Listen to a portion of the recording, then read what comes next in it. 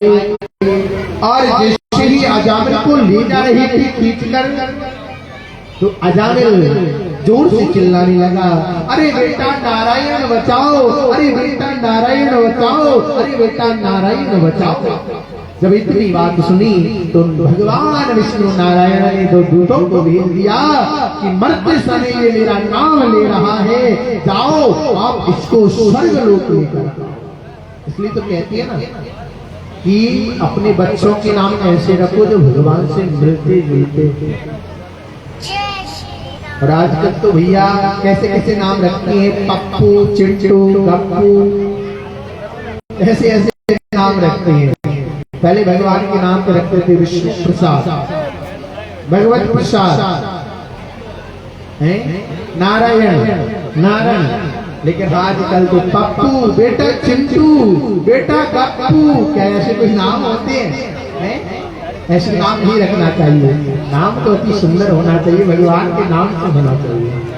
कहते हैं एक बात मुझे ध्यान आई, गांव की बात है, हैप्पी बर्थडे, बर्थडे वगैरह, बर्थडे जो मनाते हैं, हाँ साल, जो साल का दिन आते हैं ना उसको मनाते हैं हैप्पी बर्थडे। तो भैया ऐसे ही उसका एक बालक था, उसका बर्थडे मनाने के लिए आए कुछ लोग। कैसे आए? कुछ लोग आए और उसी में दो चार हमारी बूढ़ी माता बैठी। आप नहीं कह रहा, आप नहीं मानना, आप तो सही है। बूढ़ी माता बहन आई, बड़ी बड़ी बूढ़ी, कम से कम 80-90 साल की आयु होगी उनकी, और वहां पर बर्थडे मना रही थी, बर्थडे। तो सब लोग तो बोल रहे थे हैप्पी बर्थडे टू यू। क्या बोल रहे थे? क्या बोल रहे थे सब लोग? जो छोटे छोटे बालक थे ना, हैप्पी बर्थडे टू यू। और जो बड़ी बड़ी जो माताएं थी ना, जिनके यहाँ दांत नहीं है, वो कह रही थे हाथी पादे फू फू, हाथी पादे फू फू। अब क्या जाने बेचारी हैप्पी बर्थडे में उनका दांत ही निकला और बोले हाथी पादे फू, क्योंकि दांत नहीं थे ना, बेचारी बूढ़ी थी तो मुझे इसलिए ना कभी बर्थडे ऐसे नहीं मनाना चाहिए। अब यार बर्थडे मना रहे हो ना तो माता बड़ी बड़ी बुजुर्गों को नहीं मनाना चाहिए, एक तरफ बैठा दो। नहीं, आपका बर्थडे अच्छे मनाने की जगह चौपट हो जाए, ऐसा नहीं करना है। इसी प्रकार कहते हैं राजा,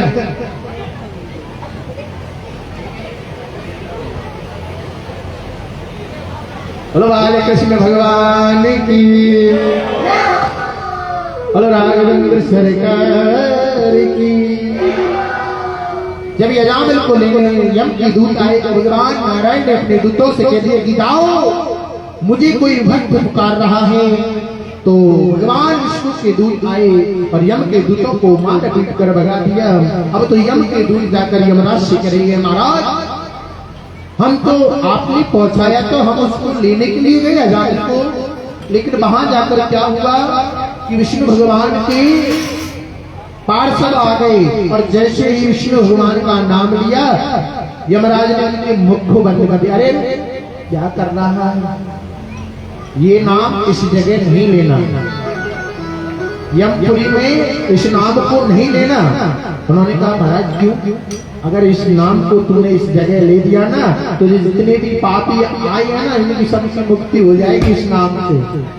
अच्छा महाराज, इतनी बड़ी ताकत है नारायण। इसी प्रकार अजामिल उपाख्यान हुआ। अजामिल उपाख्यान के बाद यम के दूतों का संवाद आदि आपको मैंने श्रवण कराया। दक्ष के द्वारा भगवान की स्तुति आदि हुई। अब मैं दक्ष के उपदेश के, दक्ष पुत्रों के व्यक्ति तथा नारद जी ने दक्ष के पुत्रों को कैसे व्रत बनाया, ये कथा मैं आपको श्रवण कराने जा रहा हूं। श्री सुखदेव जी कहते हैं, राजन दक्ष प्रजापति ने अश्विनी के हर्वश नामक के 10,000 पुत्र पैदा किए। कितने पुत्र? 10,000 पुत्र पैदा किए राजा। जब उनको पिता दक्ष ने उन्हें संतान उत्पन्न करने की आज्ञा दी, कहा कि बेटा जाओ संतान उत्पत्ति करो, 15 मार्ग उपदेश देकर जैसे ही उन्होंने कहा कि हम संतान उत्पत्ति नहीं कर सकते, हम तपस्या के लिए जा रहे हैं, पश्चिम दिशा की ओर गए। किंतु वहां पर नारद जी ने उनको निवृत्ति मार्ग का उपदेश देकर 10,000 पुत्रों को वैराग्य धारण करवाया। जब आपका कोई बेटा हो ना, बेटा, और बेटा अगर संत बनने की कहे तो आपको कितना बुरा लगता है या नहीं?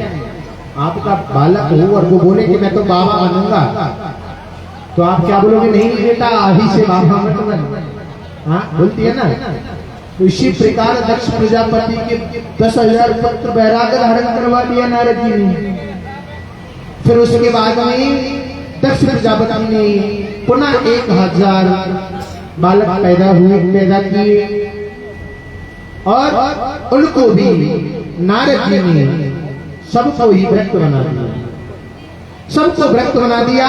और दक्ष को क्रोध आया। दक्ष ने कहा कि हे नारद, तूने मेरे पुत्रों को वैराग्य बना दिया। अभी तो वो छोटे बालक थे, अभी तो ना सामान थे, कुछ नहीं जानते थे, और तुमने उनको वैराग्य धारण करवा दिया। मैं तुम्हें श्राप देता हूँ कि तुम एक घड़ी से कहीं टिकोगे। तो नारद जी एक घड़ी से कहीं टिकता नहीं, टिकता है क्या? नहीं टिकता ना। और आजकल तो हमारे गांव में बहुत नारद मिल जाएंगे तुम्हें, हर गांव में नारद मिलेंगे या नहीं? इसकी चुगली उससे करना, उसकी चुगली उससे करना, है? मिल जाती है या नहीं? ये गलत है। जो ये चुगली करता है ना, इधर उधर भिड़ाता है ना, उसको भाई साहब भगवान भी माफ नहीं करता। हम क्या माफ करेंगे? इसलिए चुगली नहीं करना चाहिए। क्या है पता है? आज जो चुगली कर रहे हो ना, उसका जो पाप है ना, पाप आप उनको ले रहे हो अपने अंदर। हम किसी से गाली देते हैं ना, गाली, तो उनके जितने भी पाप होते हैं वो पाप हमारे अंदर आ जाते हैं उससे, और हमारे जो पुण्य होते हैं ना, पुण्य, वो उसके पास चले जाते हैं। कहते हैं ना कि गाली दे रहा है वो, अरे गाली अगर आपसे कोई दे तो आप सुन लीजिए भैया, ठीक है, पहले जो कुछ कहना है कह लीजिए। जो गाली देता है ना, उसके जितने भी पुण्य है ना हमारे अंदर आ जाते हैं, हमारे जितने भी पाप हैं उसके अंदर चले जाते हैं। इसलिए कभी किसी से गाली नहीं लेना चाहिए। इसी प्रकार सभी को व्रत बनाया। बृहस्पति द्वारा त्याग स्वरूप का देव गुरु के रूप धारण करना आदि आदि हुए। इसी प्रकार देवताओं द्वारा दधीचि ऋषि के अस्थियों से वज्र का निर्माण किस प्रकार किया, ये आप वृत्तासुर की सेना का प्रमाण भगवान इंद्र ने कैसे किया, ये कथा में आपको श्रवण कराने जा रहा हूँ। देवताओं ने कहा, ब्राह्मण, आप जैसे उदार और प्राणियों पर दया करने वाले महापुरुष के कर्मों में बड़ी बड़ी यशस्वी महान भाव प्रशंसा करते हैं, प्राणियों की भलाई के लिए ये कार्य आदि करते हैं। कौन सी वस्तु निछावर नहीं कर सकते। एक दिन की बात है, इंद्र आदि अपने हाथी पर बैठकर सवार करके जा रहा था, और उधर से गुरुदेव आए, बृहस्पति गुरु। जैसे ही गुरुदेव आए और गुरुदेव ने अपनी गले में जो माला थी ना, माला, उस माला को इंद्र को पहना दिया, और इंद्र ने उस माला को हाथी के गले में कहाँ डाला? हाथी के गले में डाल दिया, और हाथी ने उसको सूंड से निकाल के लातों से कुचल दिया। क्या कर दिया? लातों से कुचल दिया। उससे बृहस्पति महाराज क्रोधित हो गए, और बृहस्पति महाराज ने कहा कि हे इंद्र, जिस चीज का तुझे अभिमान है, मैं तुझे श्राप देता हूँ कि आज से तू श्रीहीन हो जाएगा। आज से तू श्रीहीन हो जाएगा। अब तो भैया जिनका बल मल सब चला गया। अब तो जब जब सुना दैत्यों ने कि अब तो उनका बल छिन गया है, अब तो वृत्तासुर ने उन पर चढ़ाई करी, और वृत्तासुर को आता देकर भागने लगे बच्चे। इंद्र आदि अपने इंद्र को छोड़कर, इंद्रासन को छोड़कर भाग रही हैं। सभी देवता भागते भागते जा रही है राजन। अब तो वो समय आया, भगवान ब्रह्मा जी के पास देवता लोग पहुंचे। ब्रह्मा जी से कहा, प्रभु अब हम क्या करें? ब्रह्मा जी ने कहा कि इसका तोड़ तो मैं भी नहीं जान सकता भैया। ब्रह्मा जी उनको लेकर विष्णु भगवान के पास पहुंचे। विष्णु भगवान ने कहा कि भैया इसका तोड़ तो मैं भी नहीं जान सकता, लेकिन मैं बता सकता हूँ। एक दजीची ऋषि हैं, उनकी हड्डियों का आप अगर वज्र बना दो, उस वज्र से वृत्रासुर की मृत्यु होगी। दजीची ऋषि का आश्रम है ना इधर, दजीची ऋषि का आश्रम है ना पास में कहीं, है ना? समझ में आ रही मेरी बात या नहीं? मैं जो बोल रहा हूँ समझ में आ रहा है ना? नहीं आ रहा हूँ। और आप ऐसे दजीची ऋषि का आश्रम कहाँ पर है? इधर ही है ना पास में, दजीची ऋषि। हाँ वही उन्हीं की कथा ये। तो दजीची ऋषि, भगवान विष्णु ने कहा कि दजीची ऋषि की हड्डियों का वज्र बनाकर लेकर आओ, उससे वृत्रासुर की मृत्यु हो। जब इस विचार कहा कहने के बाद अब तो सभी ही चल गए और दजीची ऋषि के पास पहुंचे। दजीची ऋषि को प्रणाम किया कि प्रभु प्रणाम। दजीची ऋषि मुस्कुर आए। उन्होंने कहा कि आओ देवता, आज कैसा आना हुआ? आज सभी देवता एकत्रित होकर यहाँ पर कैसे आए? उन्होंने कहा महाराज क्या बताएं गुरु, जब से हमारे गुरुदेव ने हमें श्राप दिया है कि तुम श्रीहीन हो जाओ, तब से हमारा बल सब चला गया। अच्छा हाँ। इस प्रकार कहा तो दजीची ऋषि कहा कि महाराज हम आपकी हड्डियों का वज्र बनाएंगे और उस वज्र से वृत्रासुर का उद्धार होगा।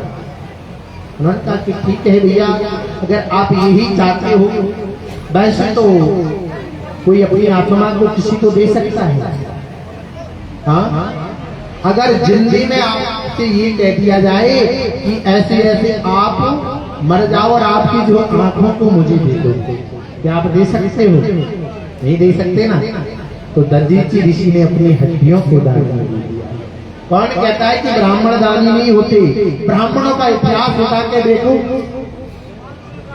ब्राह्मणों का इतिहास उठा के देखो। दजीची ऋषि ब्राह्मण ने अपनी हड्डियों का दान कर दिया।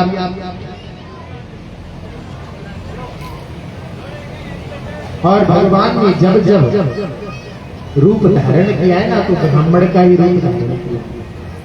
आप कहीं पे भी देख लो, शास्त्र को उठा के जब जब रूप धारण किया है हनुमान जी महाराज ने, तो ब्राह्मण का रूप ही धारण किया है। कहीं से कहीं तक देख लो। इसलिए ब्राह्मण सर्वोपरि है। जब राम भगवान और लक्ष्मण जी आ रहे थे तो उनकी परीक्षा के लिए हनुमान जी महाराज ने किसका रूप धारण किया? ब्राह्मण का। जब लंका में खोज करने के लिए गई तब किसका रूप धारण किया?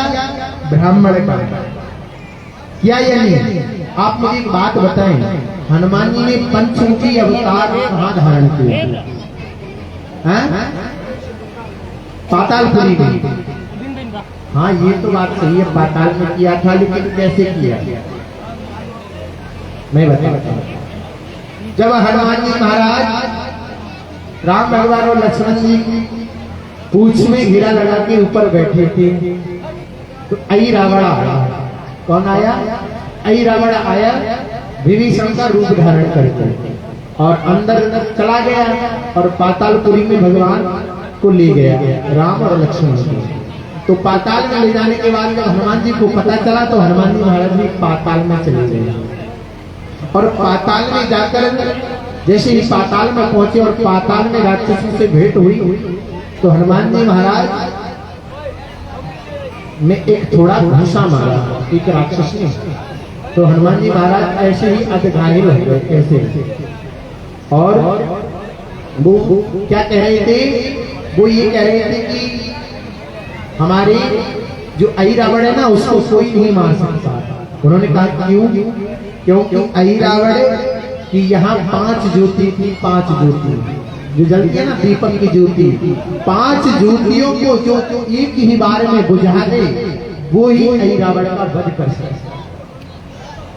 क्या वो ही ऐरावत का वध कर सकता है। तो हनुमान जी महाराज ने पंचमुखी अवतार धारण नहीं किया और 500 मुखों से उन ज्योतियों को बुझाया और फिर उसके बाद में ऐरावत का वध कहते हैं ना, ऐरावत की भुजा उतारी बाही भुजा संत जन जान, कहते हैं बाही भुजा असुर दल मारे सुर नर मुनि जन आंख उतारे। ऐसे ऐरावत सबसे बड़ा बलवान था। और रावण ने मेघनाथ की जो कुंडली है, एक कुंडली में एक घर में ही सब ग्रहों को बैठा दिया। ग्रह होते ना, ग्रह उनको एक ही घर में सबको बैठा दिया। वो भी बड़ा बलवान था। एक कथा हम आपको कल सुनाएंगे, कल आएगी भगवान राम की कथा, तो कल आपको अवश्य सुनाएंगे हम। इसी प्रकार दधीची ने अग्नि में जलते हुए को वशम किया। वशम करने के बाद राजन अब तो दधीची ऋषि की जो हड्डी थी, हड्डियों का वज्र बनाया। लोग कहते हैं कि दधीची ऋषि की बांसुरी भी बनी और भगवान का जो राम का जो धनुष था वो भी बना, भगवान का सुदर्शन भी बना, लोग कहते हैं। इसी प्रकार दधीची ऋषि के उसका हड्डियों का वज्र बनाया। अब तो वृतासुर को ललकारने लगे कि हे वृतासुर, इंद्र कहने लगा कि मैं तुझसे युद्ध करना चाहता हूँ। वृतासुर ने कहा कि मैं तो यही चाहता था, आप आइए युद्ध करने के लिए, मैं मेरे भाई का वध करने वाले को आज मार ही डालूंगा। वृतासुर में और इंद्र में घमासान युद्ध हुआ। रजन वृतासुर की छाती में उस वज्र का प्रहार किया, उससे वृतासुर की मृत्यु हो गई और वृतासुर वहां पर मृत्यु को प्राप्त हुआ। इंद्र आदि इसी प्रकार हुए और इसी प्रकार में एक सूक्ष्म रूप में सुनाई। अब आगे हम नारद संवाद जय और विजय की उत्पत्ति भी हमको हमने श्रवण कराई। अब आपको हम एक वैसे तो कथा तो अपार है। हम भागवत जी का एक श्लोक में 7 गुण निकाल सकते हैं और भागवत जी में तो 18,000 श्लोक हैं। पहले कितने महीने होती भागवत? 1 महीने। और जब परीक्षित को सुनाई उस दिन से 7 दिन का विधान, 7 दिन का विधान होता है। इसी प्रकार कहते हैं राजा कि राजा परीक्षित ब्राह्मण भगवान तो स्वयं भाव से ही वेद रहित थे और भगवान ने अद्भुत चरित्र के विषय में तुमने बड़ा ही सुंदर विषय किया। इसी प्रकार नारद जी ने कहा कि राजा, जिस दृष्टि जब भगवान ने 12 अवतार धारण करके हिरणाक्ष को मार डाला, इसकी उसका भाई हिरण्यकश्यप रोष और शोक में संताप होकर उठा। उसने विष्णु भगवान कि इस कृत्य का बदला लेने के लिए इच्छा से जब सब दानवों से कहा कि तुम लोग इसी समय पृथ्वी पर जाओ, वहां जो लोग तपस्या यज्ञ आदि, अब तो एक दिन हिरण्यकश्यप ने सोचा कि अब मुझे क्या करना चाहिए। हिरण्यकश्यप ने कहा कि मुझे कुछ बल की आवश्यकता है, क्यों ना मैं भजन आदि तप करूं। तो इसी प्रकार हिरण्यकश्यप तप करने के लिए चला गया। अब तो तप करने लगा, तप करता रहा। इंद्र को झटका लगा। कोई पृथ्वी पर अगर कोई ज्यादा तप कर ले, भजन कर ले ना, तो इंद्र को सबसे बड़ा भय है ये मेरे इंद्र सिंहासन को ना ले ले। तो इसी प्रकार जब इंद्र को पता चला तो इंद्र कद्रु जो हिरण्यकश्यप की पत्नी थी उसका हरण करके ले जाते। क्या करने लगा? हिरण्यकश्यप उसका हरण करके, हिरण्यकश्यप की पत्नी कद्रु का हरण करके इंद्र ले जाता। तो नारद जी से भेंट हुई। नारद जी ने कहा कि भैया इंद्र ये क्या कर रहा है? कि इनका जो पति है वो तप कर रहा है। वो कही नहीं, इनके जो घर में जो बालक है ना वो भागवत भक्त होगा, वही तो भक्त होगा। तब तो भैया कद्रुद्र अपने यथास्थान आश्रम में पुनः छोड़ा, जहां से लेकर आए थे इंद्र, वहीं पर छोड़ा। कुछ समय बीतता गया राजन। कुछ समय के बाद हिरण्याकश्यप ने भयंकर तपस्या की। उसकी जटा नीचे पृथ्वी से टिक गई, उसकी बाहें भी नीचे से टिक गई और डीम आदि लग गई, मिट्टी ने उसको ढक लिया। अब तो उसमें से आग के समान, जैसे अग्नि जलती है ना, ऐसे तप निकलने लगा। तो सभी देवता लोग घबराते हुए ब्रह्मा जी के पास पहुंचे और ब्रह्मा जी से कहने लगे कि प्रभु, ये अग्नि जैसा भड़कता हुआ ये क्या है? उन्होंने कहा कि ये हिरण्याकश्यप तप कर रहा है, उसके तप के कारण ये सब कुछ हो रहा है। उन्होंने कहा कि अच्छा। तो ब्रह्मा जी ने जाकर, ब्रह्मा जी गई, ब्रह्मा जी ने कहा, हे पुत्र हिरण्याकश्यप उठो, हे पुत्र हिरण्याकश्यप उठो। हिरण्याकश्यप जगह उठा। हिरण्याकश्यप ने ब्रह्मा जी को प्रणाम किया कि जय हो प्रभु। तब ब्रह्मा जी ने कहा कि बालक बता, मेरी भक्ति तूने किस लिए की, मुझे किस लिए याद किया? हिरण्याकश्यप ने कहा कि प्रभु, मैं वरदान मांगना चाहता हूँ। क्या बोला हिरण्याकश्यप कि मैं प्रभु आपसे वरदान मांगना चाहता हूँ। तो उन्होंने कहा कि ठीक है, मैं तेरी तपस्या से प्रसन्न हूँ, तूने तपस्या की है, बता क्या वरदान मांगा। तो हिरण्याकश्यप ने कहा कि मुझे अजर और अमर कर दो।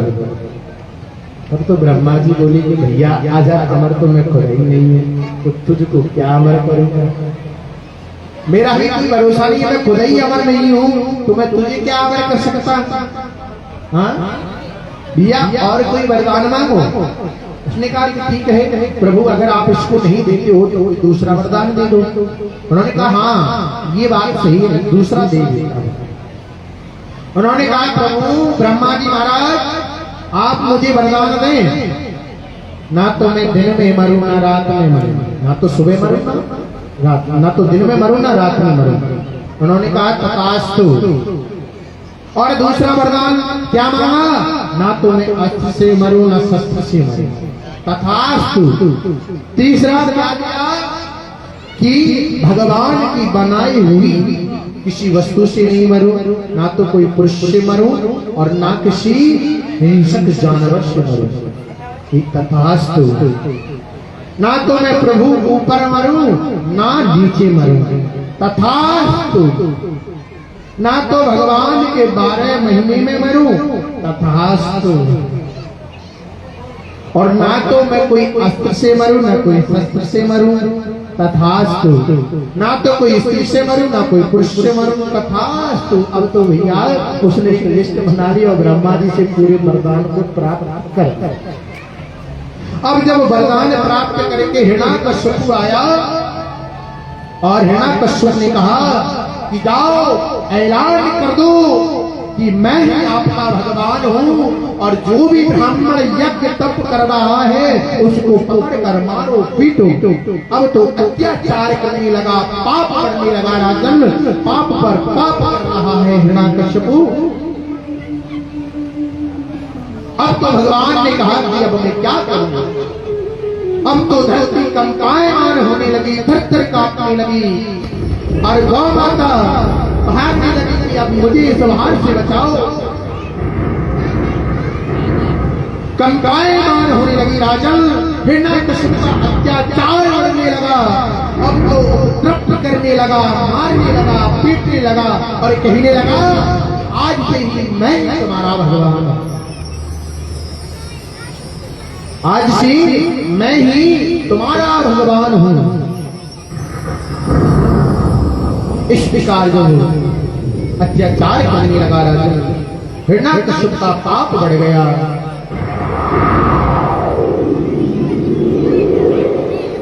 कुछ समय के बाद हिरण्याकश्यप की पत्नी कद्रू की गर्भ से प्रहलाद जी का जन्म हुआ। प्रहलाद भक्त की, प्रहलाद जी का जन्म हुआ। प्रहलाद जी का नामकरण संस्कार करवाया। ब्राह्मणों द्वारा नामकरण संस्कार हुआ। संस्कार के बाद अब तो प्रहलाद जी थोड़े बड़े हुए। बड़े होने के बाद अब तो हिरण्यकश्यप ने कहा क्यों ना मेरे पुत्र को गुरुकुल में छोड़ा जाए। अब तो गुरुओं को बुलाया और गुरुओं से कहा कि ये मेरा पुत्र है, कल से पढ़ने आएगा, आप इसको शिक्षा प्रदान करें। उन्होंने कहा ठीक है राजन, अगर आप ऐसा चाहते हो तो मैं बिल्कुल अवश्य को शिक्षा दूंगा। अब तो हिरण्यकश्यप को दूसरे दिन अपने पुत्र को अपने रथ में बैठाकर गुरुकुल में छोड़कर आए और कहा कि इसको उचित शिक्षा देना। उन्होंने कहा कि महाराज ठीक है, आप कह रहे हो तो हम बिल्कुल उचित शिक्षा देंगे। अब तो समय बीतता गया राजन। एक दिन हिरण्यकश्यप ने सोचा कि मेरे पुत्र को कई दिन हो गए, 2-3 महीने गुजर गए, मैं जाकर देखता हूं मेरे पुत्र ने कुछ सीखा है या नहीं सीखा। तब तो हिरण्यकश्यप गया गुरुकुल और अपने पुत्र को बुलाया।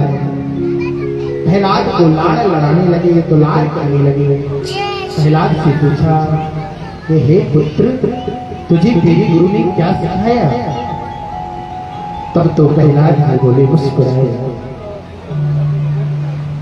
और मुस्कुरा कर कहने लगे प्रभु,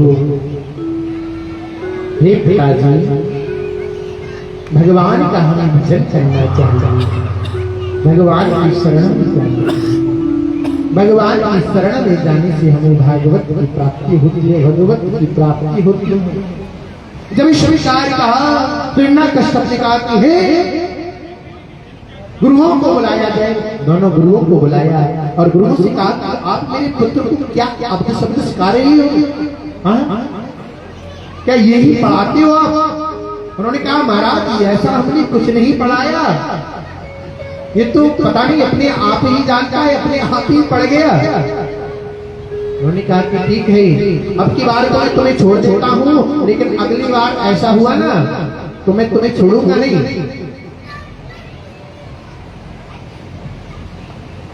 इसी प्रकार अब तो हिरण्यकश्यप ने राजमहल आया।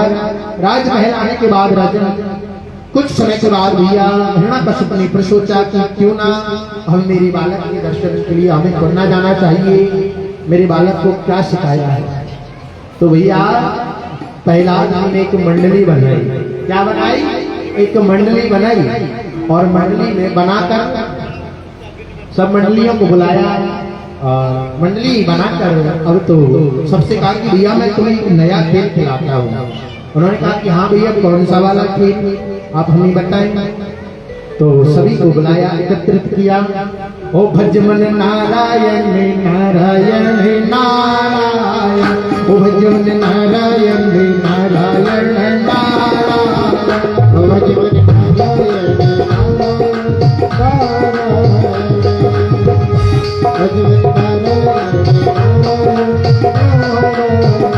श्रीमन नारायण नारायण नारायण, भजमन नारायण नारायण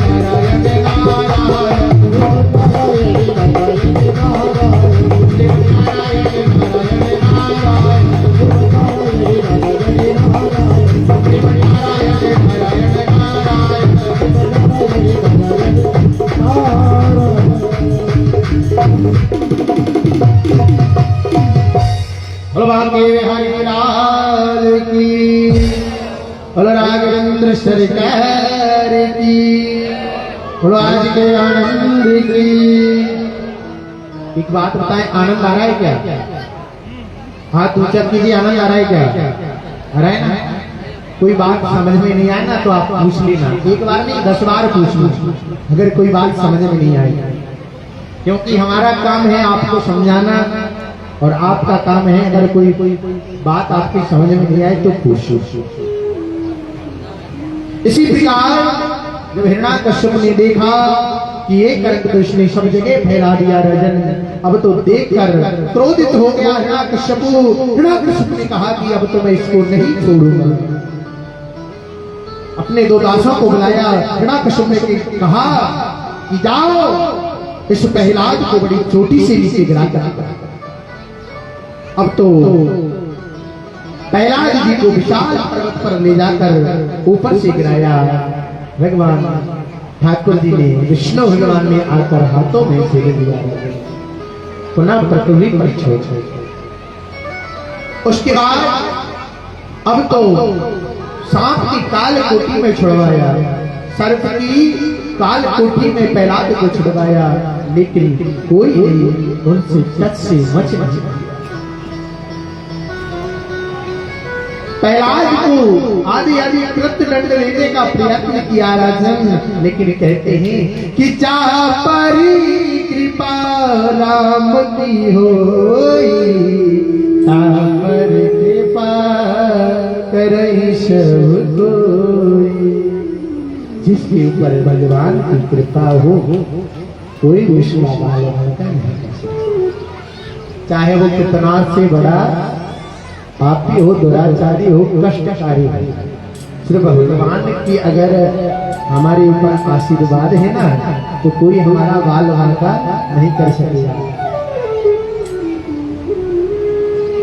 इसी प्रकार भगवान के ऊपर, प्रहलाद के ऊपर भगवान का साक्षात का आशीर्वाद हो, क्या कोई उसको मान सकता? अब तो प्रहलाद आदि आदि कृत्यों से उसको कभी ऊंची चोटी से गिराना, कभी सर्पों से डसाना, कभी कांटों पर चलाना, आदि आदि कृत्य करवाने लगा हिरण्याकश्यप। अब तो हिरण्याकश्यप ने अपनी बहन को बुलाया और उस बहन का नाम था होल। आज जो हम होलिका जलाते हैं ना, उसी दिन से ये होलिका का विधान हुआ।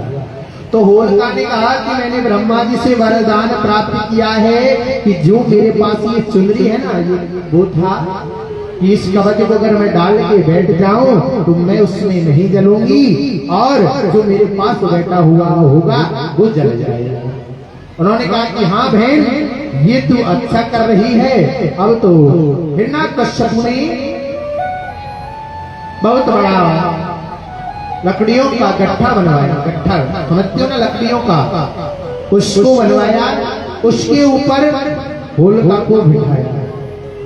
होलिका उस पर ऊपर विराजमान हो गई और प्रहलाद को होलिका ने उनकी गोदी में बिठाया। कहाँ बैठाया? गोदी में। और अब तो हिरण्याकश्यप से कहने लगी कि भैया अब आप नीचे से अग्नि को लगा दीजिए। अब तो भैया नीचे से अग्नि को लगाया।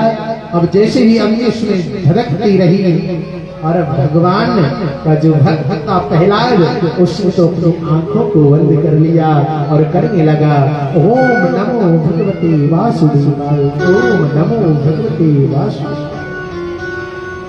अब तो जैसे ही उस आग धड़कने लगी राजन, जैसे ही उसमें आग धड़कने लगी, होलिका जलने लगी प्यारे, और ध्रुव जी को अपनी गोद से उठाकर नीचे फेंक दिया और होलिका जलकर भस्म हो गई। होलिका जलकर भस्म हो गई। जिस होलिका को वरदान था कि तुझे अग्नि कभी नहीं जलाएगी, देखो भगवान की कृपा, भगवान की कृपा से जो भी जब होलिका जल गई, अब तो हिरण्याकश्यप को बड़ा क्रोध आया और क्रोध में कहने लगा कि हे प्रहलाद, बता तेरा भगवान कहाँ है? प्रहलाद मुस्कुराया। प्रहलाद ने कहा कि पिताजी, आपके अंदर में मेरा भगवान है, इस खंभे में मेरा भगवान है, आप जहां पर देखोगे वहां पर मेरा भगवान है। जब इस विचार कहा न राजन, कहने के बाद अब तो प्रहलाद जी को बड़ा क्रोध आया और हिरण्याकश्यप को बड़ा क्रोध आया और प्रहलाद से कहने लगा कि बता तेरा भगवान इस खंभे में है? उन्होंने कहा हाँ पिताश्री, मेरा भगवान इस खंभे में भी है। जब इस विचार कहा कि मेरा भगवान इस खंभे में है, अब तो हिरण्याकश्यप ने जोर से तलवार को निकाला राजन, और उस खंभे में जैसे ही देने का प्रयत्न किया और वो खंभा जोरदार फट गया।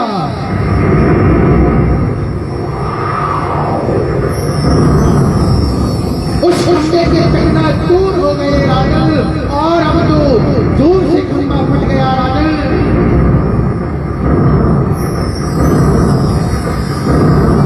गरजनार होने लगी, बादल कड़कड़ाने लगे, बिजली कड़कने लगी राजन।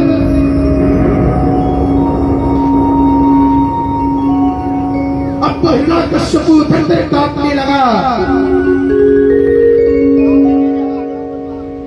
नृसिंह भगवान की,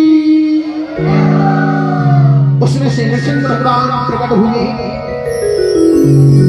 और जैसे नृसिंह भगवान को देखा हिरण्याकश्यप ने घबराने लगा, थर-थर कांपने लगा राजन।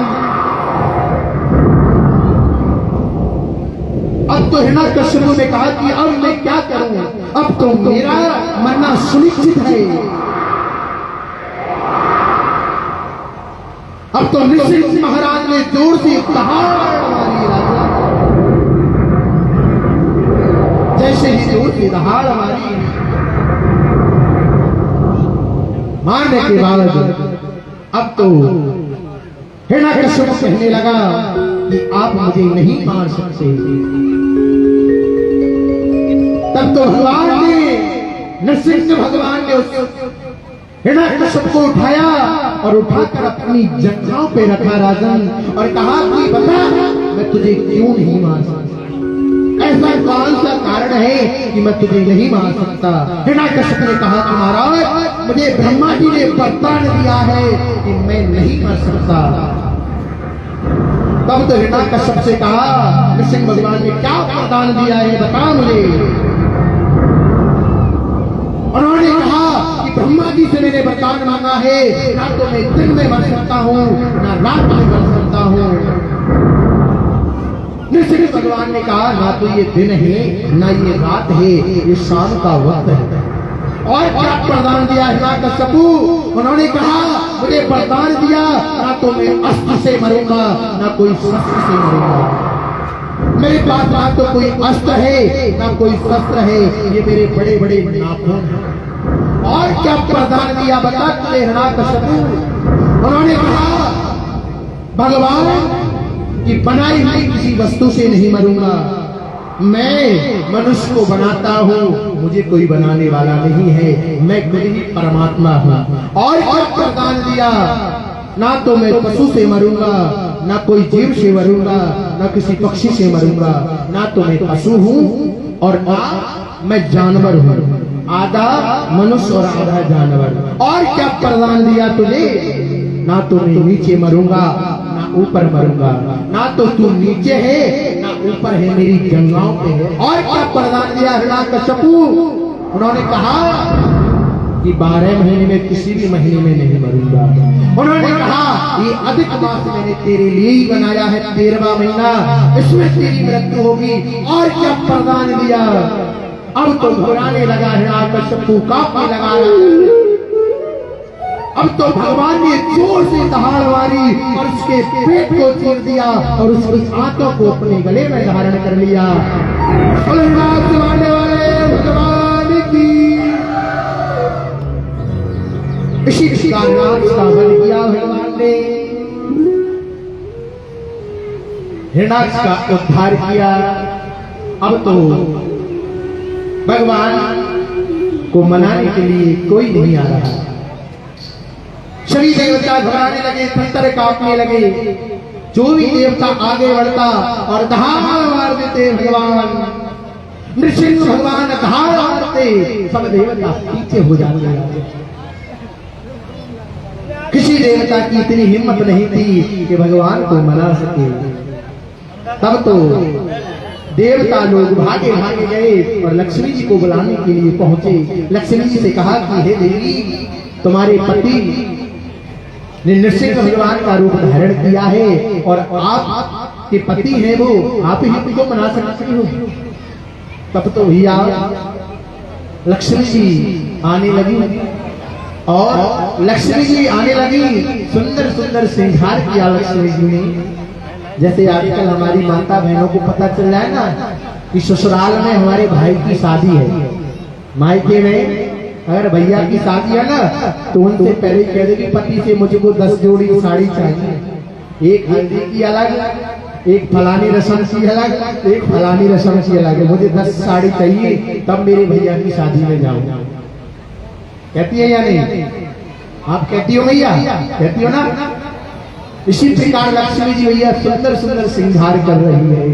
अब तो भैया लाली लगा ली, लिपस्टिक लगा लिया, सुंदर सुंदर पाउडर लगाया लक्ष्मी जी ने और चली जा रही है। चमक चमक करके लक्ष्मी जी थाली लेकर आई और जैसे ही थाली लेकर आई नृसिंह भगवान ने पुराण दहाड़ मारी राजा और लक्ष्मी जी ने थाली को छोड़ा और भागने लगी कि ये मेरा पति नहीं हो सकता, ये तो कोई और है, ऐसा मेरा पति नहीं हो सकता, ये तो कोई और है। तब तो भैया ब्रह्मा जी ने कहा कि इनको कोई भी नहीं मना सकता, इनको तो मना सकते हैं तो सिर्फ एक ही मना सकते हैं, वो है प्रहलाद। कहती है ना, भगत के बस में भगवान, भगत के बस में भगवान, भगत के बस में है भगवान, भगत के बस में है भगवान।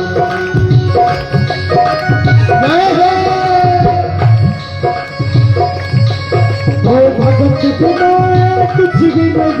भगत बिना कुछ भी नहीं, भगत जिंदगी भगत के बस में भगवान, भगत के बस में भगवान, भगत के बस में भगवान, भगत के बस में भगवान।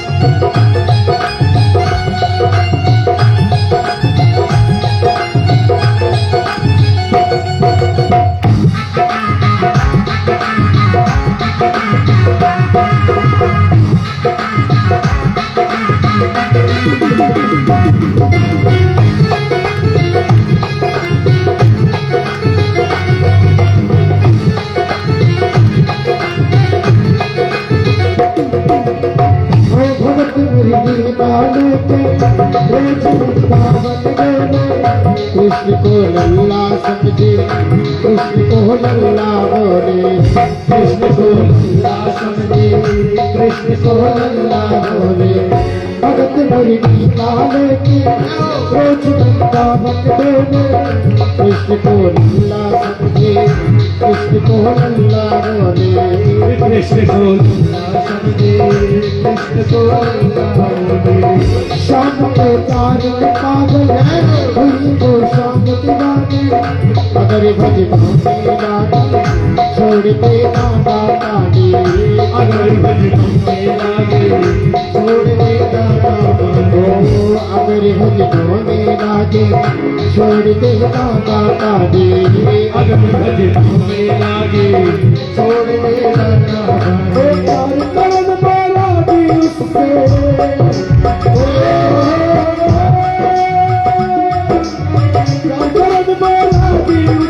अपने पुत्र भगत के बस में है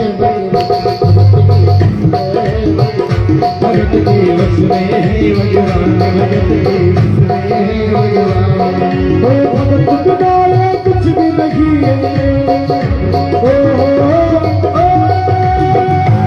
बिना कुछ भी नहीं, भगत गजब की भगत के बस में है भगत के बस में है भगवान, भगत के बस में है भगवान।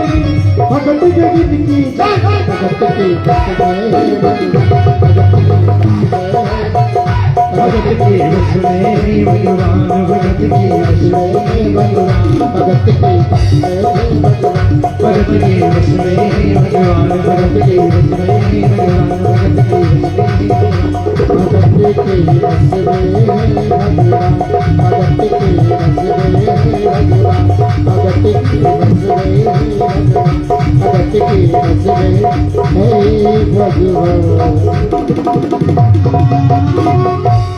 बोलो नरसिंह भगवान की, बोलो भक्त प्रहलाद की, बोलो संत समाज की, बोलो हिंगराज भैया की, बोलो भारत महापुराण की। इसी प्रकार तो प्रहलाद से ब्रह्मा जी ने कहा, प्रहलाद जी मुस्कुराए। प्रहलाद जी अब तो मनाने के लिए जा रहे हैं भगवान।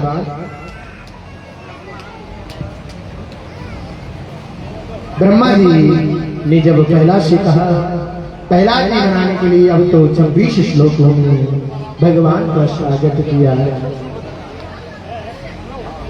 ब्रह्मा गया सुरागणः मनियो अथाय सिद्धः शतवेक तान मतेयो वत्साह प्रभावहि नाराधि पुरु गुरुणेश धुनाति विष्णुः एवं तोष्य मृत्येषा हरि प्रजापति। इसी प्रकार 26 श्लोकों में भगवान की आराधना की। प्रहलाद जी ने भगवान की आराधना करने के बाद प्रहलाद जी ने कहा, भगवान विष्णु से और भगवान नरसिंह भगवान ने प्रहलाद को अपनी गोदी में उठाया। अब तो भगवान को चाटने लगे, दुलार करने लगे राजा। इस प्रकार जब दुलार आदि करने लगी, करने के बाद अब तो भगवान ने कहा कि हे भक्त तुझे क्या चाहिए। तब तो प्रहलाद ने कहा कि प्रभु मुझे कुछ नहीं चाहिए, और अगर आप देना चाहते हो तो मुझे वरदान देते हो। उन्होंने कहा, हाँ प्रहलाद मांग, क्या वरदान मांगना चाहता है। प्रहलाद ने कहा, पहले तो मेरे जो पिता को तुमने मारा है उनकी मुक्ति हो जाए। भगवान मुस्कुराए और भगवान ने कहा कि जिसको मैंने मेरे हाथों से मारा है उसका तो उद्धार अपने आप हो गया, उसको उद्धार करने की कोई जरूरत नहीं है, उसका उद्धार तो अपने आप हो गया। जब इस प्रकार प्रहलाद जी से कहा, प्रहलाद मुस्कुरा गए और प्रहलाद जी ने कहा कि देना हो तो दीजिए जन्म मरण का साथ, मेरे सर पर रख दो बाबा अपने ये गौरव, देना हो तो दीजिए देना हो तो दीजिए जन्म जन्म का साथ, देना हो तो दीजिए जन्म जन्म का साथ।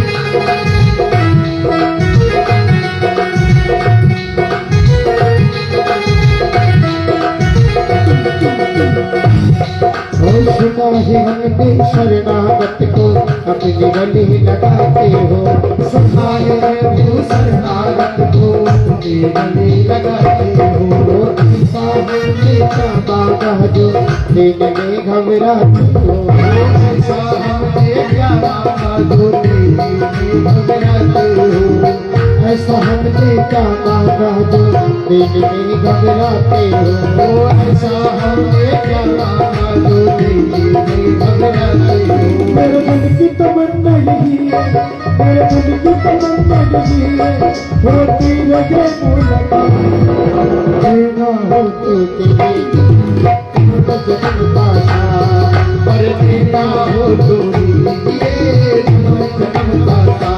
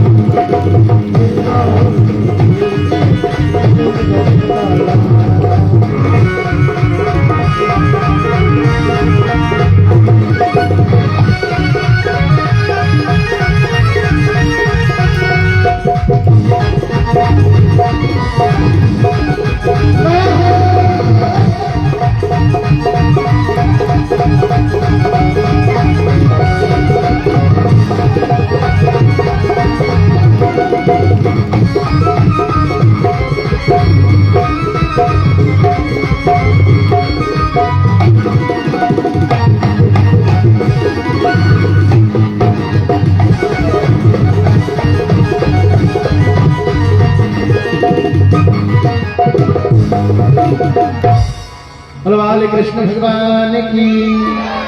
अगर प्रभु देना चाहते हो तो जन्म मरण का साथ दो मुझे। भगवान ने कहा कि ठीक है। इसी प्रकार भगवान विष्णु अपने धाम पधारे। प्रहलाद जी का आगे चलकर विवाह हुआ। कई वर्षों तक प्रहलाद जी ने अपने राज्यभार को संवारा। राज्यभार संवारने के बाद अब तो कई वर्षों तक संवारने लगे और इसी प्रकार संभालने के बाद अब तो मैं आपको गज और ग्रह की कथा श्रवण कराने जा रहा हूँ। गज और ग्रह कौन थे और कैसे? श्री परीक्षित जी कहते हैं, राजा हम आपसे ये सुनना चाहते हैं कि भगवान गजेंद्र को ग्रह से कैसे छुड़ाया।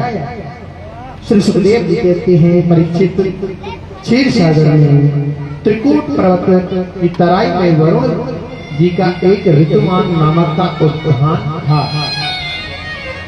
इस उद्यान में एक सुंदर सरोवर था।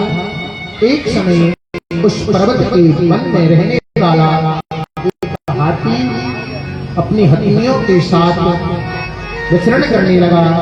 जल पीने का पीने के लिए उस सरोवर में गया। जब उस सरोवर में पहुंचा, अपनी पत्नियों को लेकर, हाथी अपनी पत्नियों को लेकर जा रहा है, उनके बच्चों को लेकर जा रहा है। जब वो उस सरोवर में पहुंचा, उस हाथी ने उस सरोवर में जल पिया रहा। जल पीने के बाद अब तो वो क्रीड़ा करने लगा, अपनी सूंड में जल भरकर अपनी पत्नियों को नहलाता, कभी अपने बच्चों पर डालता रहता। अब तो जब वो ग्रह ने ये देखा तो ग्रह ने सोचा कि ये कौन पापी है जो इस जल को गंदा कर रहा है, कौन ये दुष्ट है इस जल को गंदा कर रहा है राजन। तब तो उस ग्रह ने हाथी के पैर को जकड़ लिया। जैसे ही पैर को पकड़ा राजन, पैर को पकड़ने के बाद हाथी ने सोचा कि कोई छोटा मोटा जीव होगा, उसको पता नहीं है कि मुझ में 1000 हाथियों का बल है। अब तो समय निकलता गया राजन, धीरे धीरे जैसे ही समय निकल रहा है, और समय निकलने के बाद अब तो हाथी ने जोर लगाना प्रारंभ किया है। हाथी ऊपर खींचता और ग्रह नीचे खींचता राजन। ऐसे करते करते कहीं महीने बीत गए। हाथी ने कहा, हाथी मुस्कुराया, हाथी ने कहा कि हे मेरी पत्नियों, आप हाथ लगा लीजिए, अपने अपने सूंडों को लगा लीजिए, मेरे पैर को किसी ने जकड़ लिया है। क्या कर लिया है? मेरे पैर को किसी ने जकड़ लिया है। अब तो वीरा उसी प्रकार जब जकड़ा, पत्नियों ने अपने अपने सूंडों को लगाया राजन, अपने बच्चों ने अपनी अपनी सूंडों को लगाया। अब तो हाथी हथनी पत्नी थी, वो बाहर खींचने का प्रयत्न करती राजन, और ग्रह को अंदर खींच रहा है।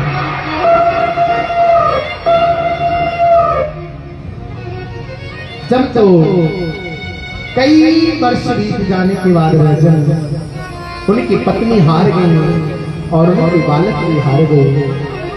हाथी को अकेला छोड़कर जाने लगे। जब हाथी को अकेला छोड़कर जा रहे हैं, हाथी कह रहा है कि मैंने तुम्हें पाला है, मेरे पुत्रों, मैंने तुमको पाला है और तुम मुझे छोड़कर उस अवस्था में जा रही हो।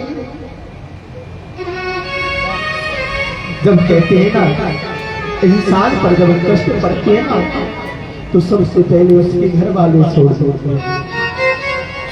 उसकी पत्नी ने छोड़ दिया राजन, उसके बच्चों ने भी उनको त्याग दिया।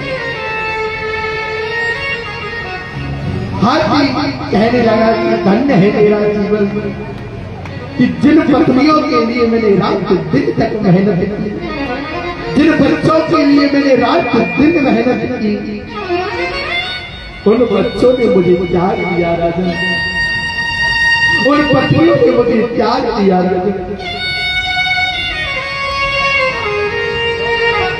जब इंसान का समय बुरा आता है ना, तो अपने ही पहले उसका त्याग कर देते हैं। इसलिए भगवान से कहना चाहता हूं कि भगवान ऐसा समय कभी किसी को नहीं देगा कि जिसमें इंसान टूट जाए, बिखर जाए। परिवार का मतलब होता है एकत्रित रहना, और जिस परिवार में अगर फूट है ना, तो दूसरे फायदा उठाते हैं। कभी भी परिवार में फूट ना हो पाए, ऐसा प्रयत्न करना चाहिए। और जिस दिन हमारे परिवार में फूट हो जाती है ना, तो बाहर के लोग हमसे पहले उनको बिछड़ने का प्रयत्न करते हैं। हाथी की आंखों से अश्रुपात हो रहे हैं। हाथी रो कि इन पत्नियों के लिए मैंने कुछ नहीं किया राजा, उन पत्नियों ने मुझको त्याग दिया, उन बच्चों ने मुझे छोड़ दिया, इतनी कष्ट पीड़ा होने लगी। सब कहते हैं ना, इंसान का जब समय खराब आ जाता है ना, तो इंसान अपने आप त्याग देता है। अब तो हाथ गज और ग्रहा लड़े जग भीतर, लड़त लड़त गजहारा। अब तो उसको कोई भी सहारा नहीं दिखाया। गजरे तिल भर सूढ़ रही जग भीतर, थोड़ी सी सूढ़ रही। अब तो भगवान को पुकारा, भगवान से कहा कि प्रभु आपके सिवा मेरा इस दुनिया में कोई नहीं है। जब भगवान का नाम लिया, भगवान ने अपने गुरु को बोला कि मेरा भक्त मुझे याद कर रहा है, मेरा भक्त मुझे बुला रहा है, मेरे भक्त के प्राण बचाने के लिए जाऊंगा। राजा गरुड़ पर सवार होकर प्रभु आए।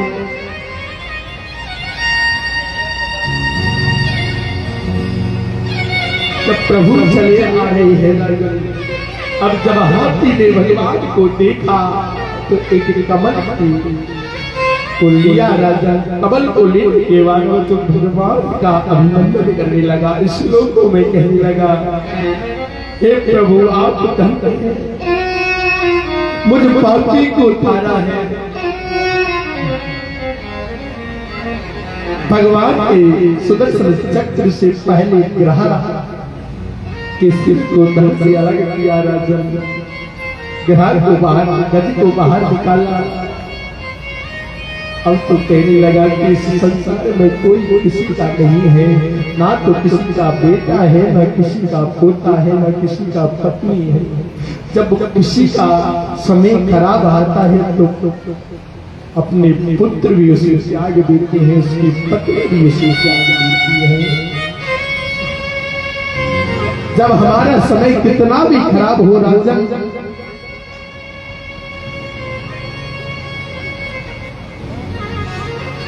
हमारा समय कितना भी खराब हो,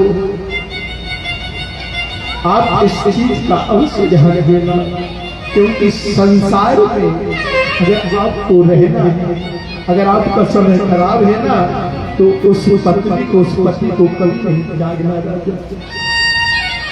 पुत्र भी उस पिता को कभी ना त्यागे, क्योंकि समय एक जैसा किसी का नहीं रहता। कभी ना कभी समय उल्टा भी आता है और कभी समय अच्छा भी आता है। इसलिए चाहे कैसा से कैसा ही परिश्रम हो, कैसे से कैसी कठिनाई आती हो, आप कभी अपने पिता को ना त्यागे। राजन अपनी पत्नी कभी अपने पति को ना त्यागे। राजन अपने बालक कभी अपने पिता को नहीं त्यागे। राजन इसी प्रकार कहते हैं। और भगवान ने कहा, क्या तू लेके आया पगले, क्या तू लेके जाएगा, क्या तू लेके आया जग में, क्या तू लेके जाएगा।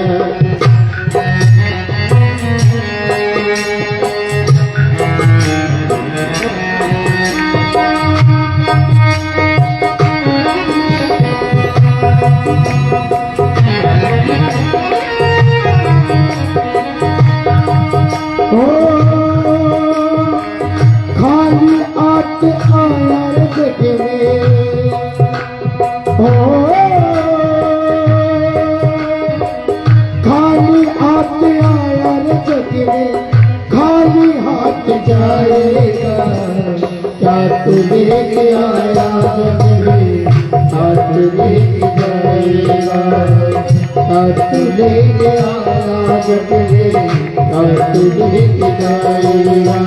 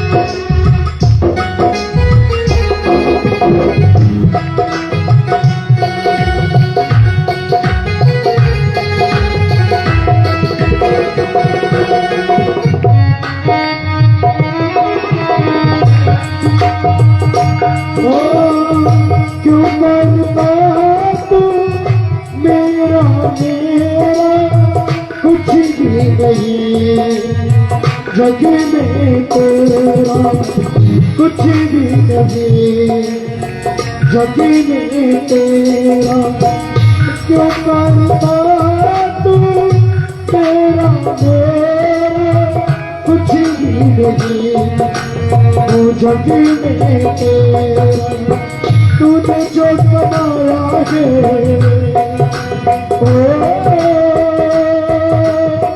तूने जो कमाया है तूने जो कमाया है दूसरा जिलाए खाली हाथ आया है खाली हाथ आया है खाली हाथ आया है खाली हाथ आया खाली हाथ आया है खाली हाथ आया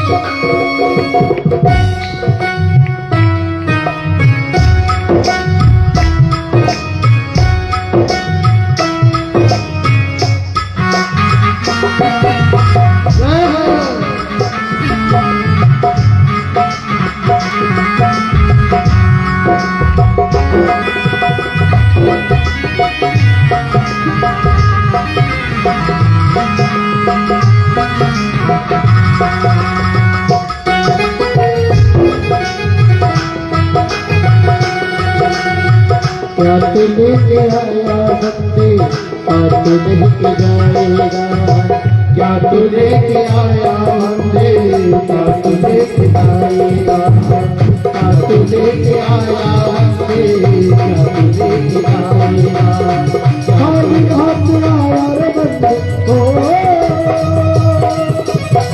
खाली हाथ आया रे बंदे खाली हाथ जाएगा तू लेके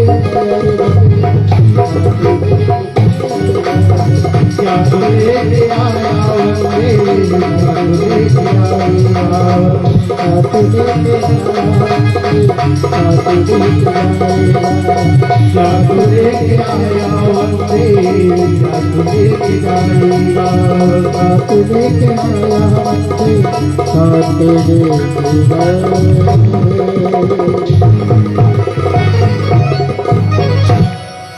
वत्सल भगवान की जय हो। बोलो राघवेंद्र सरकार की। कहते हैं ना हमारा बुरा समय आता है। क्यों आता है बुरा समय पता है? उस बुरे समय में हमें पता चल जाता है कि कौन हमारा है और कौन हमारा बेगाना है। इसलिए भगवान अवश्य करके आपको बुरा समय देता है, क्योंकि उस बुरे समय में आपको पता चल जाता है कि ये व्यक्ति मेरा है या किसी और का है। इसलिए परीक्षा लेने की आवश्यकता है समय। इसी प्रकार जब गजराज ने भगवान की सुंदर शब्दों में श्लोकों में भगवान का ध्यान किया, कहते हैं ना कि भक्त बुलाए भगवान को और भगवान ना आए, ऐसा कभी हो नहीं सकता। कहते हैं ना सांस सांस में हरि भजो वृथा सांस मत खो, ना जानी क्या सांस का अब गवन हो ना हो। हमें जो श्वास है ना, श्वास हमें भगवान लिमिट की श्वास देते हैं, और उस श्वास को ऐसे ही मत गवाओ भैया। उस श्वास में भगवान का भजन करो, कीर्तन करो। मैं ये नहीं कहता कि आप काम मत करो, आप काम भी करो, लेकिन सुबह नहाओ धो, नहा धोने के बाद में भगवान के दर्शन करो, एक माला करो, और उसके बाद में आप और कार्य करो, फिर देखना आपके घर में क्यों बरकत नहीं हो सकती। तो आज मैं अपनी वाणी को यही विराम देता हूँ। कल पुनः 12 बजे से आपको कथा श्रवण कराई जाएगी। तो कल आप हमारे श्री माता अधिक से अधिक संख्या में पधार कर कल सुंदर सुंदर कथा आपको श्रवण कराई जाएगी। कल की कथा कौन कौन सी है मैं आपको बताता हूँ। कल आपको कथा में सुनाया जाएगा देवताओं और ब्रह्मा जी के पास जाना, देवताओं दैत्यों का समुद्र मंथन होना, समुद्र मंथन के बाद राजा बलि की कथा आपको श्रवण कराई जाएगी। बामन भगवान 3 पग भूमि का तान लेकर आए और महाराज आदि होगा, अरिष्टासुर का उद्धार होगा, ऐसे ऐसे करेंगे और भगवान की कृपा ऐसे ऐसे होगी। राजन भगवान वामन का अवतार होगा, बलि भगवान का आना जाना आदि आदि और इक्ष्वाकु के वंश का वर्णन, सगर जी का वर्णन, भागीरथ इस जल को गंगा जी को कैसे लेकर आए थे वो भी वर्णन होगा। और दोपहर में हमारे भगवान रामचंद्र जी का जन्म होगा। बोले रामचंद्र भगवान की जय हो। और शाम के समय हमारे भगवान कन्हैया का जन्म होगा, जिसका हम बेसब्री से इंतजार कर रहे हैं। कल किसका जन्मदिन होगा? कल हमारे कौन प्रकट होंगे? ठाकुर जी महाराज। कौन होंगे? भगवान ठाकुर जी। तो कल भैया सभी लोग पीले पीले वस्त्र धारण करें, पीली पीली साड़ी पहनकर आ भैया। कौन कौन आएगा? हाथ ऊंचे करना, सभी आएंगे ना हमारे भैया सब। कल भगवान का जन्म होगा तो कल सब पीली पीले वस्त्र पहनकर आए और जो भी आप पर चॉकलेट या जो भी आप पर बने ठाकुर जी के लिए वो आप लेकर आए। और कल धूमधाम से भगवान कृष्ण का अवतार होगा और हम सब आनंद लेंगे। और जो भी आप पर टॉफी बने, गोली बिस्कुट जो भी आप पर बने वो आप लेकर आए। और कल भगवान की जन्म होगा और हम सब आनंद लेंगे। तो पहले भजन के बाद में हम आरती करते हैं। तो पहले भजन श्रवण करते हैं, भजन के बाद में भात के साथ आरती होगी। तो कल भैया सुंदर सुंदर पीले पीले वस्त्र धारण करना, सभी ठाकुर जी आएंगे और हम सब कल नाचेंगे क्योंकि भगवान का जन्मदिन है ना कल।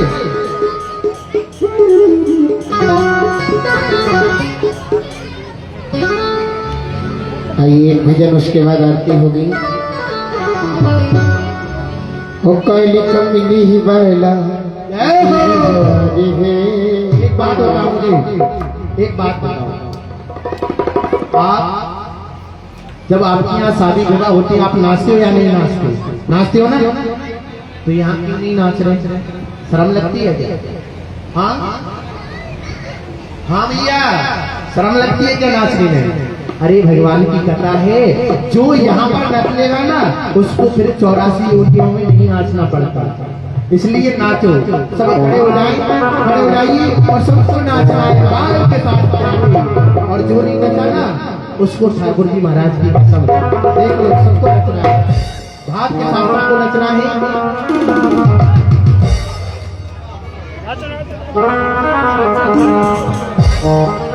ओ बोले रही कोयल बरस रहा पानी, झूला झूला तरसा भरिया, जड़ी जमुना के तेरी खड़ी नमता तरसा भरिया।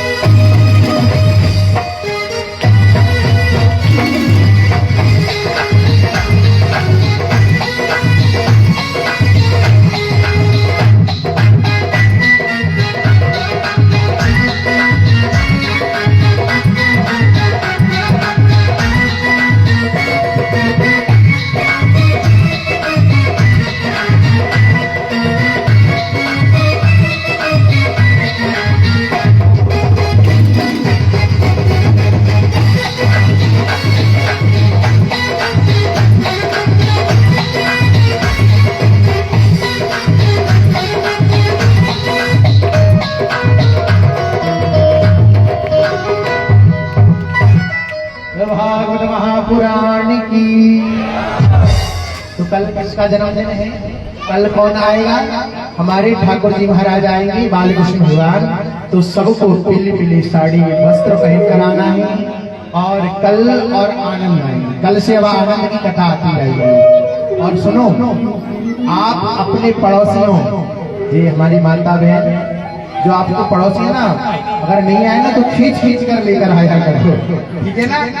कल आपको अपनी पड़ोसी जो भी है उनसे कहना है कि आज कल ठाकुर जी का जन्म होगा, तो सभी आए। कल 12 बजे से आपको कथा प्रारंभ होगी। तो आइए हम आरती की ओर चलते हैं। भाव के साथ सभी भक्तगण आरती उतारें। और सुनो, सबको आरती करना है, ठीक है? और प्रसाद भैया पहले से प्रसाद नहीं बांटना है। प्रसाद आरती के बाद पुष्पांजलि हो जाएगी ना, जब आपको प्रसाद बांटना है, ठीक है ना? हरि ओम महाचंद्रमा सूर्यो यदायका श्रोतादश प्राणस भूताद वीरजायता।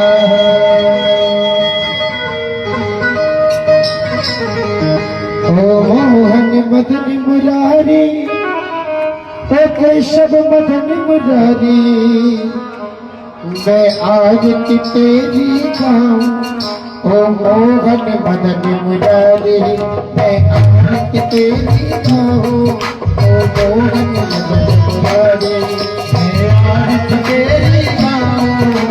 मोहन मदन मुरारी, ओ मोहन मदन मुरारी, ओ केशव मदन मुरारी, मोहन मदन मुरारी, ओ केशव मदन मुरारी, मैं आज की तेरी गाऊं। ओ मोहन मदन मुरारी, मैं आज की तेरी गाऊं। ओ मोहन मदन मुरारी।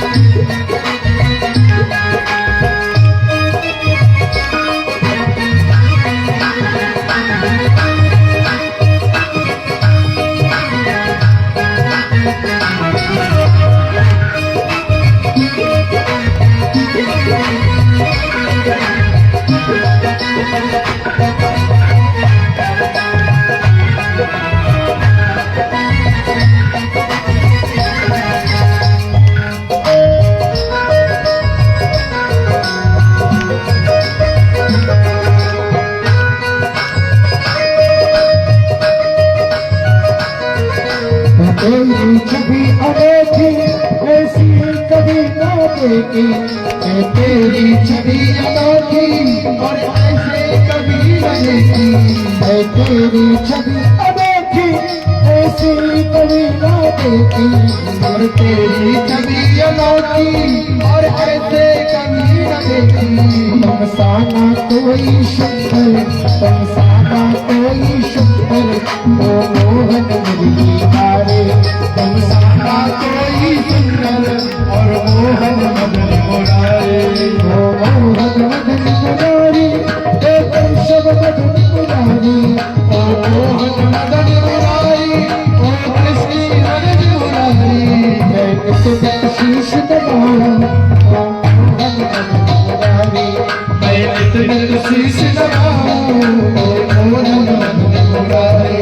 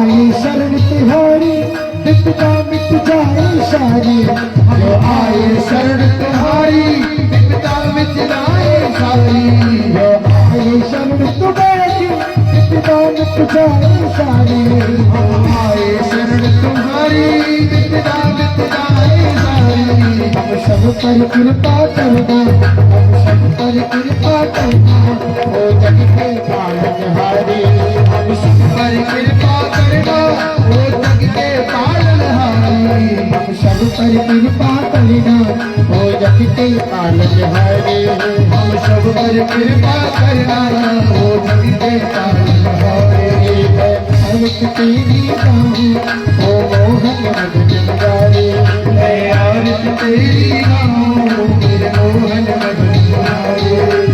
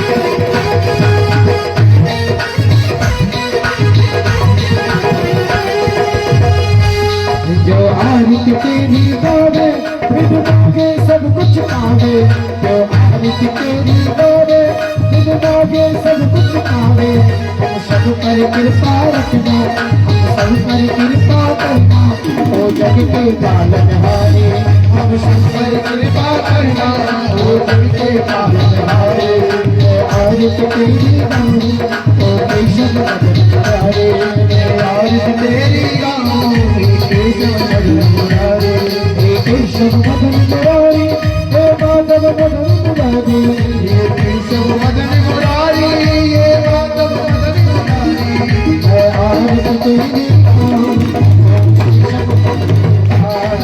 है आरत तेरी केशव मदन मुरारी है आरत तेरी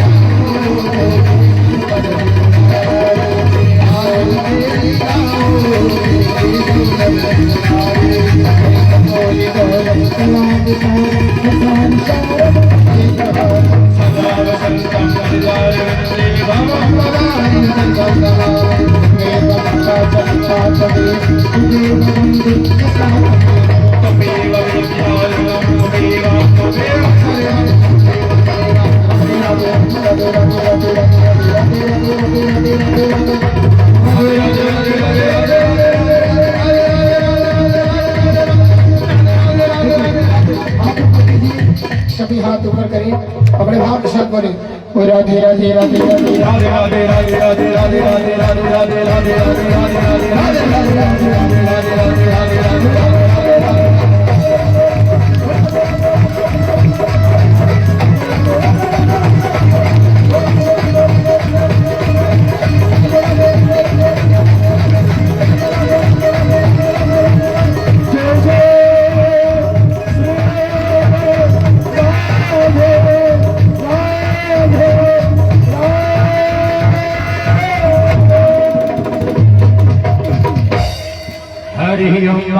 कालेन शिष्टीकरणं पुष्पैर्वन्द्रं यजमानः मन्त्रपुष्पाञ्जलिर्मम हरिः ओम् तानि धर्माणः प्रथमन्नः सन्दः देहरागमहिमानाथचन्द्रगुरुवेशाच्यः सन्तिदेवा हरिः ओम् एकदन्ताय विद्महे वक्रतुण्डाय धीमहि तन्नो श्रीधन्ते प्रचोदयात् हरिः ओम् गणेभ्यकाय च विद्महे कर्मसिद्धि च धीमहि तन्नो श्रीगौरी प्रचोदयात् हरि ओम तत्पुरुषाय विद्महे महादेवाय धीमहि तन्नो श्रीरुद्र प्रचोदयात् हरिः ओम् नारायणाय विद्महे वासुदेवाय धीमहि तन्नो श्रीविष्णु प्रचोदयात् हरिः ओम् महालक्ष्मी च विद्महे विष्णुपत्न्यै च धीमहि तन्नो लक्ष्मी प्रचोदयात् हरिः ओम् तदपुरिकाय विद्महे महादेवाय धीमहि तन्नो श्रीरुद्र प्रचोदयात् हरिः ओम् रामायुजाय विद्महे दशरथपुत्राय धीमहि तन्नो श्रीराम प्रचोदयात् हरिः ओम् कृष्णाय विद्महे राधावल्लभाय धीमहि तन्नो श्रीकृष्ण प्रचोदयात् हरिः ओम् नन्दनाय विद्महे वायुपुत्राय धीमहि तन्नो हनुमत प्रचोदयात् हरिः ओम् हंसहंसाय विद्महे परमहंसाय धीमहि तन्नो श्रीशुकदेव प्रचोदयात् श्रीमन्तकालकुलचम्पक पाटलजयि गुणगानगात करपीलरसाल दोष्वरि प्रवाल तुलसी दलमंजरे तुम पूजयाम जगदीश रमेन्द्र तेरो नाना सुगंध पुष्पाणि यथा भवानी च पुष्पाञ्जलिर्मया दत्तो ग्रहणां परमेश्वरः ओम सकलावार्तम् हरिः ओम् श्री भागवत पुराण पुष्पाय नमः श्री भागवत पुराण पुष्पाय नमः श्री वरुण भगवान पुराण पुष्पाय नमः मंत्र पुष्पांजलि समर्पयामि।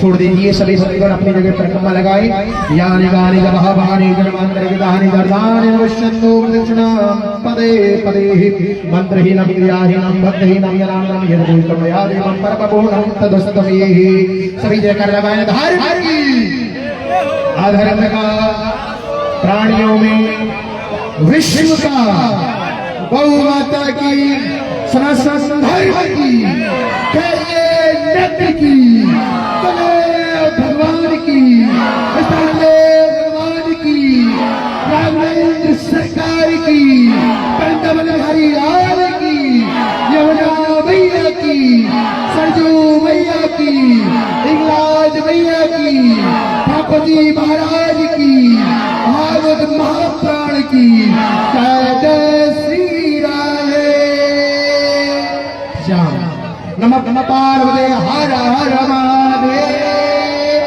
शंभो शिव समान दाता नहीं विपत्ति बिहार लज्जा मोरी राखियो मेरे मरधा की